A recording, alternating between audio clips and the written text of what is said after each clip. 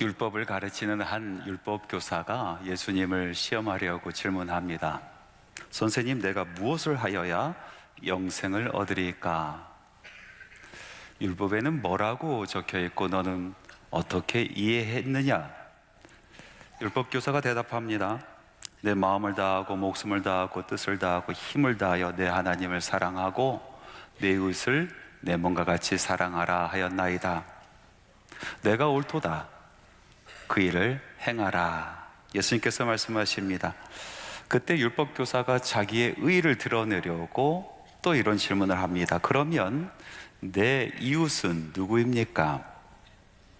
예수님께서 대답하기를 피하시고 오히려 비유의 말씀으로 그 대답을 대신하십니다.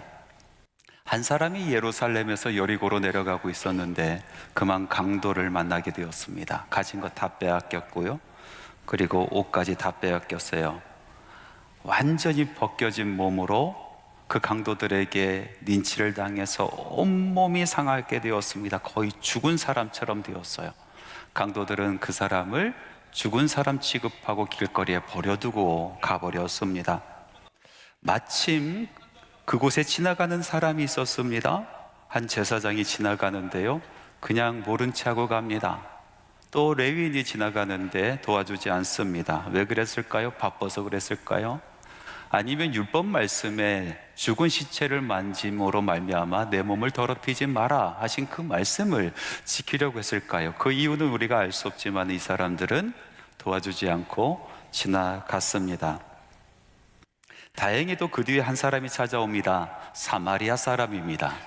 이 사람은 그 누워있는 사람을 보고 불쌍한 마음을 갖게 되었습니다. 그리고 달려가서 살펴보고 그 상처에 포도주를 붓고 기름을 붓고 자기의 짐승에 태워서 가까운 주막까지 데리고 갑니다. 그리고 지극정성으로 그 사람을 살펴보고 또 치료해 줍니다.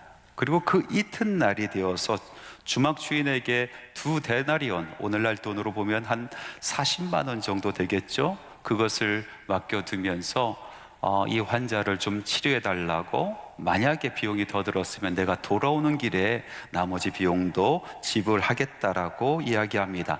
이 말씀을 마치시고 예수님께서는 그 율법교사에게 다시 질문하십니다. 이 사람들 중에서 누가 강도 만난 사람의 이웃이냐?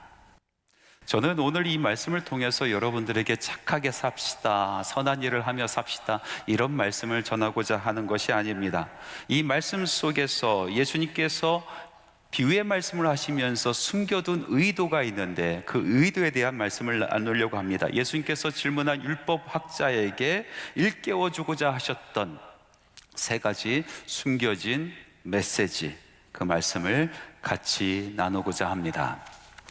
비유에 숨겨진 예수님의 첫 번째 메시지는 알기에 그치지 말고 실천하라, 행하라 하는 것입니다. 율법교사는 참 많이 하는 사람이었습니다. 공부를 참 많이 한 사람이에요. 그래서 그는 아는 것에 관심이 많이 있습니다. 그런데 불행히도 그는 아는 것에 그친 사람이었습니다. 그는 계속해서 예수님과 함께 자기가 아는 것을 이야기하고자 합니다. 논쟁하고자 합니다. 이것이 맞는지 저것이 맞는지 서로 겨뤄보기를 원합니다. 누가 더 많이 아느냐, 누가 더 정통하여 아느냐, 이것이 관심이었습니다. 반면에 예수님께서는 그 아는 것보다도 행하는 것에 더 관심을 두십니다. 예수님께서는 계속 말씀하시면서 행하라 끊임없이 이야기하십니다. 10장 28절 말씀해 보니까 이렇게 말씀하십니다. 내 대답이 옳도다. 이를 행하라. 그리하면 살리라. 네가 많이 아는 것, 그리고 그 대답이 참 정통하여 옳은데, 그런데 그 아는 것으로 사는 것이 아니라 행하라. 그러면 네가 살리라 라고 말씀하고 계십니다. 또 10장 37절 말씀, 비유의 마지막 말씀을 하시면서 예수님께서 말씀하십니다. 예수께서 이르시되 가서 너도 이와 같이 하라, 행하라 라고 말씀하십니다. 율법교사는 아는 것에 관심이 있고 예수님께서는 행하는 것에 관심이 있으셨던 것입니다. 예수님께서 제자들을 모으시고 또 많은 사람들 앞에서 산에 올라가서 아주 귀한 말씀을 선포해 주셨습니다. 그것을 우리는 산상수훈이라고 부릅니다. 그 귀한 말씀을 매듭 지으시면서 예수님께서 마지막으로 하신 말씀, 이 가르친 모든 것을 행하라 하신 말씀입니다. 마태복음 7장 24절 말씀에 보니까 누구든지 나의 말을 듣고 행하는 사람은 반석 위에 집을 지은 사람과 같고, 나의 말을 듣고 행하지 않는 사람은 모래 위에 집을 지은 사람과 같아서 비가 오고 창수가 날 때에 이 반석 위에 집을 지은 사람은 든든히 설 것이요 모래 위에 집을 지은 사람은 폭삭 망하게 되리라 라고 말씀을 마치고 계십니다.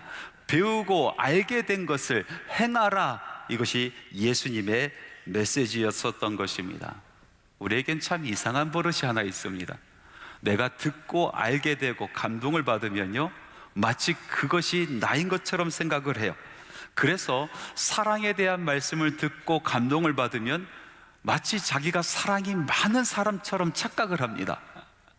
용서의 말씀을 듣고 우리가 감동하게 되면요, 내가 지금까지 많은 사람들을 용서했고 앞으로도 얼마든지 많은 사람을 용서할 수 있는 사람이 된 것처럼 착각을 한단 말이죠.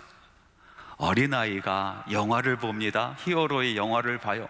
그 영화를 보고 얼마나 감동을 받았는지 영화가 마치자마자 뭘 입습니까? 쫄바지 입어요. 그리고 망토를 두릅니다. 막 달려다니면서 자기는 날고 있다라고 생각하는 거예요. 눈에 힘을 주면서 광선을 막 발사합니다. 착각하고 있는 거죠. 그 아이에게는 절대로 그런 힘도 없고 나를 수 있는 능력도 없고 눈에서 광선도 안 나갑니다. 그런데 그것을 보고 감동하면서 마치 자기가 그것이 된 것처럼 생각을 하는 것입니다. 여러분, 들었다고 알았다고 감동받았다고 그런 사람이 되는 것이 아닙니다. 알게 된 대로 행하지 않으면 그것을 얻을 수도 없고 그렇게 될 수도 없는 것입니다. 알지만 하지 않는 이상은 그냥 껍데기 인생이 되는 것입니다. 알곡이 되지 못하고 바람에 날아가는 겨와 같은 인생이 되는 것입니다. 우리들의 이런 못된 습성, 내가 안다고, 내가 감동받았다고 마치 그런 사람이 된 것처럼 착각하는 이 못된 습성을 두고 야고보는 목소리 높여 이야기합니다. 너희는 말씀을 행하는 자가 되고 듣기만 하여 자신을 속이는 자가 되지 말라. 들음으로 말미암아 다 되었다라고 속지 말라. 그 들은 것을 행하는 사람이 돼야 된다라고 말씀하시는 것입니다. 예수님께서는 오늘 이 비유의 말씀을 통해서 행하는 것을 가르쳐주고 계십니다. 또 비유의 말씀을 보니까 예수님께서 이웃에 대한 사랑, 그 사랑을 어떻게 실천하는지에 대해서 자세히 설명하고 계시는 것을 볼 수가 있습니다. 말씀을 읽어보면 일정한 패턴이 있습니다. 한 제사장이 보고 피하여 지나갔다. 또 한 레위인이 보고 피하여 지나갔다. 그 뒤에 한 사마리아인이 보고 다가가 치유하였다. 이렇게 말씀하시면 되는데요, 마지막 이 한 사마리아인에 대한 이야기는 어떻게 도왔는지 아주 자세하게 긴 문장으로 설명하고 있는 것을 볼 수가 있습니다. 왜 그렇습니까?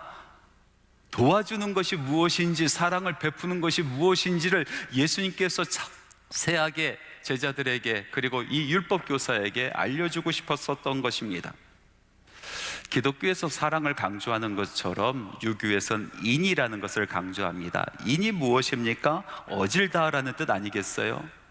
이 어지는 것이 무엇입니까? 어지럽다라의 준말입니까? 공자가 이 인에 대해서 설명할 때 이렇게 말을 합니다. 어떤 사람이 물에 빠졌을 때 그 사람을 보고 드는 첫 번째 마음, 연민의 감정, 이것이 곧 인이다. 다시 말해서 사람이 사람을 보고 느끼는 자연스러운 감정, 이것이 바로 인이다 라고 말씀하고 있습니다. 그래서 이 인을 가지고 정치하는 사람은 정치를 해야 되고, 장사하는 사람도 이 인을 가지고 장사를 해야 된다라는 가르침이 유교의 가르침인 것입니다. 그런데 기독교의 사랑은 이 인과는 조금 다릅니다. 사랑이라는 것은요, 우리 말씀에서 이야기하는 사랑이라는 것은 다함에 있습니다. 다함. 하나님을 사랑할 때도 우리는 목숨을 다하고 힘을 다하고 뜻을 다하여 사랑하라 하셨습니다. 다 해야 된다는 것입니다. 그것이 사랑이라는 것입니다. 오늘 여러분들과 함께 읽은 말씀 중에도 보면은 33절 말씀에 이런 말씀이 있습니다. 어떤 사마리아 사람은 여행하는 중 거기 이르러 그를 보고 불쌍히 여겨 인입니다. 죽어가는 사람을 보고 다친 사람을 보고 갖는 첫 번째 마음, 자연스러운 마음, 사람이 사람을 대하는 마음, 인인 것입니다. 그런데 여기서 멈추지 않습니다. 34절 말씀에 보니까 가까이 가서 기름과 포도주를 그 상처에 붓고 싸매고 자기 짐승에 태워 주막으로 데리고 가서 돌보아 주니라. 그 사람이 지금 가지고 있는 거 할 수 있는 형편에 따라서 최선을 다했다라는 것입니다. 할 수 있는 것을 다 한 것이 사랑이다라고 말씀하고 계십니다. 그런데요, 여기서 멈추지 않습니다. 35절에 보니까 이튿날 하면서 그 다음날 하는 이야기까지 기록되어 있는 것을 볼 수가 있습니다. 아마 이튿날 이 이야기를 하실 때에 함께 듣고 있었던 사람들이 아마 깜짝 놀랐을 것입니다. 아니, 그 정도 했으면 다 했지, 그 정도 했으면 충분하지, 그 정도 해놓고 무슨 그 다음날 또 하라고 하면서 깜짝 놀랐을 겁니다. 그런데 예수님께서 말씀하시는 이 사랑의 다음은 이튿날까지 이어지는 거예요. 다 아는 것입니다. 주님께서 제자들을 사랑하시되 끝까지 사랑하셨다라는 말씀처럼 우리 말씀이 이야기하고 우리에게 가르쳐 주시는 그 사랑이라는 것은 다함에 있습니다. 제가 청년 시절에 중요한 약속이 있어서 정말 말쑥하게 옷을 차려입고 약속 시간에 늦지 않으려고 서둘러서 막 걸어가고 있는데, 저 앞에 이 벽에 기대에 서 계신 나이 많으신 할아버지 한 분이 계시는데요, 그분이 넘어갈떡 말떡 이러고 서 계시는 거예요. 저분 넘어가는데 쓰러지는데. 그런데요, 하필이면 그 많은 사람들 중에서 제가 지나가는 그 앞에 콕 쓰러져요. 모른 체 하고 지나가려고, 왜냐면은 중요한 약속이고 늦으면 안 되겠기에 다른 사람이 도와주겠지 싶어서 잽싸게 피해서 지나가는데, 그만 이 말씀이 생각나는 거예요. 선한 사마리아인의 말씀이. 그래서 발걸음을 멈추고 돌이켜서 할아버지를 살펴보았어요. 몇 박에 아주 약하게 뛰고 있는데 할아버지가 뭐라고 이야기하시는 거예요. 제가 할아버지 뭐라고요? 물어보니까요, 집에다 좀 데려다 줘, 이렇게 이야기하시는 겁니다. 집이 어딘데요? 그랬더니 여기 가까워 그러셔요. 그래서 제가 할아버지를 들쳐업었어요. 그리고 이제 할아버지 집을 찾으러 가는데요, 좁은 골목길로 계속해서 들어가고 오르막길 내리막길 계속 가는 거예요. 할아버지는요, 정신이 없어서 여기 그렇게 30분을 돌았어요. 그러다가 집을 찾아서 그 방 안으로 들어가는데요, 조그만 방 하나 있고 부엌이 딸려있는 허름한 집이었습니다. 한쪽 구석에는 침상이 있고요, 그리고 그 방 한가운데는 밥상이 놓여 있었어요. 신문지로 덮여있는 밥상인데 그걸 들춰보니까요, 먹다 마른 누룽밥이 다 말라서 있고, 그리고 장아찌가 하나 있었어요. 마음이 얼마나 울컥하던지요, 연민이 솟아납니다. 아, 이 할아버지 참 외로우신 할아버지구나, 도움이 필요하신 할아버지구나, 도움을 줄 수 있는 보호자가 있는가, 주소를 제가 다 또 전화번호를 찾아서 다 전화를 돌려서 한 사람에게 연락이 되어서, 할아버지 이렇게 쓰러져 계시니까 좀 와서 도와줘야겠다고 그렇게 이야기하고, 제가 할아버지한테 이야기했어요. 할아버지, 제가 내일 또 올게요. 내일 꼭 올게요, 할아버지. 그러고 저는 이제 볼일을 보러 갔어요. 그 다음 날 제가 갔을까요?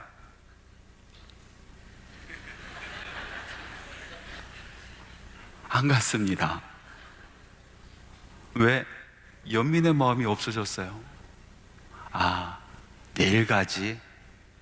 내일 되었는데 가기 싫어요. 그래서 다음 주에 가지. 그러다가 지금까지 못 갔어요. 여러분, 인이라는 거, 이것은 쉽게 없어지는 거 아니겠어요? 사라져버리는 거예요. 눈앞에서 사라지는 순간 그 마음도 사라집니다. 여러분, 오늘 말씀 속에서 예수님께서 이야기하시는 것은 그 인으로 살아가라는 말씀이 아닙니다. 사랑으로 살아가라는 것이에요. 그 사랑이라는 것은 다 한다라는 것입니다. 다 한다라는 것입니다. 다 해서 포시되라는 얘기죠. 힘든 일입니다. 십자가를 지는 일입니다. 예수님께서도 오래 참으시고 기다리시면서 우리를 치유해 주셨던 것처럼 우리가 이웃을 사랑할 때 불쌍하다는 순간적인 감정으로 그것을 하라는 얘기가 아니라 그들의 오랜 친구가 되어 주라라는 것입니다. 그것이 예수님께서 오늘의 말씀을 통해서 우리에게 해주시는 말씀이에요. 또 말씀해 보니까 이 비유의 말씀 속에서 예수님의 숨어있는 의도가 있어요. 그것은 남을 도우려는 바로 내 자신이 도움을 받아야 되는 사람인 것을 깨달아라 하는 그런 말씀이에요. 율법교사가 뭐라고 질문을 했습니까? 나의 이웃이 누구입니까? 라고 질문했어요. 나의 이웃이 누구입니까? 나의 이웃이 누구입니까? 라는 이 질문 속에서는요, 깔려있는 이 사람의 마음이 있어요. 그것은 무엇이냐면 나는 가르치는 사람이라는 거예요. 나는 누군가를 도와주는 사람이라는 것입니다. 자기가 배워야 될 사람이 아니다라는 생각입니다. 자기는 도움받아야 되는 사람이라는 것을 인정하지 않는 마음이 나의 이웃은 누구입니까? 라는 대답 속에 깔려있는 것 아니겠어요? 이 율법학자는 일평생 한 번도 자기가 다른 사람들에게 배워야 된다라는 생각을 해본 적이 없어요. 일평생 한 번도 나는 다른 사람의 도움이 필요한 사람이다라는 것을 절실하게 느껴본 적이 없는 사람이에요. 항상 그 사람의 위치는 가르치는 위치에 있었습니다. 항상 그 사람의 위치는 도와주는 위치에 있었습니다. 사랑을 베푸는 위치에 있었습니다. 자기 마음대로 원할 때에 손을 내밀 수 있는 그런 위치에 있다라고 생각한 사람입니다. 그런데 말씀해 보니까요, 예수님께서 마지막에 이 율법학자에게 이렇게 물어봅니다. 이들 중에 누가 강도 만난 사람의 이웃이냐? 그러니까 예수님께서는요, 율법교사에게 강도 만난 사람의 입장에서 너의 이웃이 누군지 살펴보라라고 말씀하고 계시는 것입니다. 중요한 부분입니다. 여러분 다시 한번 잘 들어보십시오. 만일 예수님께서 율법학자가 나의 이웃은 누구입니까? 내가 사랑을 베풀고 내가 무엇인가 가르쳐야 되는 이 이웃은 누구입니까? 물어봤을 때 만약에 예수님께서 그것을 즉답하실 양이었다면 내 이웃은 강도 만난 사람들이니 선한 사마리아인이 행했었던 것처럼 너도 선을 행하라 이렇게 말씀하시면 됩니다. 그런데 예수님께서는요, 이 질문에 엉뚱한 질문을 하십니다. 강도 당한 사람의 이웃이 누구냐? 그러니까 이 율법교사를 강도 당한 사람의 입장으로 바꿔놓는 거예요. 그래서 너의 이웃이 누구냐? 너를 도와줘야 되는 사람이 누구냐? 라고 물어보시는 것입니다. 내가 도와줄 이웃이 아닌 나를 도와줄 이웃이 누구냐? 라고 물어보시는 겁니다. 예수님의 눈에는요, 율법교사처럼 불쌍한 사람이 없습니다. 예수님의 눈에는 율법교사가 가장 도움이 필요한 사람입니다. 예수님의 눈에는 율법교사가 가장 선한 이웃이 필요한 사람인 것으로 보이신 것입니다. 그래서 그를 강도 만난 사람의 위치에 서서 선한 사마리아인같이 그에게 다가오셔서 치유하시는 예수를 바라보도록 하신 것입니다. 여러분, 많은 사람들이 자기를 생각할 때 나는 가르치는 사람이라고 생각을 합니다. 나는 다른 사람들에게 도움을 주는 사람이라고 생각을 해요. 한 번도 내가 모자라서, 내가 알지 못해서 나는 배워야 되는 사람, 다른 사람의 도움이 필요한 사람, 누군가 찾아와 주어서 나의 상처를 만져줘야 되는 그런 사람이라고 생각하지 않고 살아갑니다. 그런 사람에게는 은혜가 없어요. 그런 사람에게는 구원의 능력이, 구원의 경험이 없는 것입니다. 저와 함께 공부했었던 동기 목사님이 한 분 계세요. 그는 신학교 다닐 때부터 이 장애인 동아리에 들어서 토요일마다 가서 봉사하고 돌아오는 그런 일을 했는데, 졸업하자마자 역시나 장애인을 섬기는 그런 목회를 시작을 하더라고요. 그러고 나서 30년 동안 제가 보지 못했는데 몇 해 전 우연찮게 그 친구를 만나서 제가 그 목사님이 사역하는 그 장애인 사역지를 찾아가 보았어요. 가보니까 번듯하게 좋은 건물로 많은 장애인들과 함께 큰 목회를 하고 있었어요. 그 이야기를 들어보니까 얼마나 고생스러웠는지, 장애인 시설을 혐오 시설로 여겨서 이웃들이 반대를 해서 수도 없이 이웃들을 찾아가서 정말 손이 발이 되도록 빌고 이곳에 좀 있게 해달라고 요청하고 고소당하고 끌려다니고 이사 다니고 옮겨 다니고 그랬던 세월들을 쭉 이야기를 해줘요. 그러면서 지금 이 자리에 이렇게 목회하고 있다라고 저한테 설명을 해요. 그래서 제가 물어봤어요. 아니, 그 30년 동안 맨날 퍼주기만 하고 맨날 베풀기만 하는 이 사역을 어떻게 감당했냐? 그것을 어떻게 감당했어? 제가 이렇게 물어보았을 때는 아마 대답을 이렇게 할 것이다라고 생각하는 그 추측한 대답이 있었어요. 아, 내 십자가지, 내 소명이지, 내 소명이기 때문에 이 일을 했지, 내가 참고 했지, 이렇게 이야기할 줄 알았는데 대답이 정반대의 대답이었어요. 뭐라고 얘기했냐면은, 내가 퍼준 거 없어, 내가 준 게 없어, 난 받기만 했어.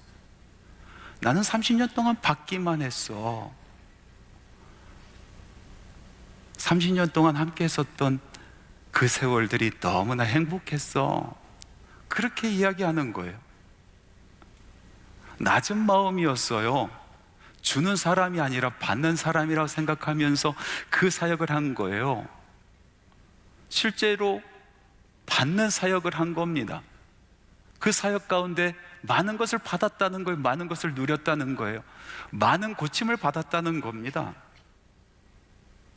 그 만남을 뒤로 하고 제가 차를 타고 집에 돌아오면서 여러 가지 생각을 했어요. 나의 목회는 어떠하였는가?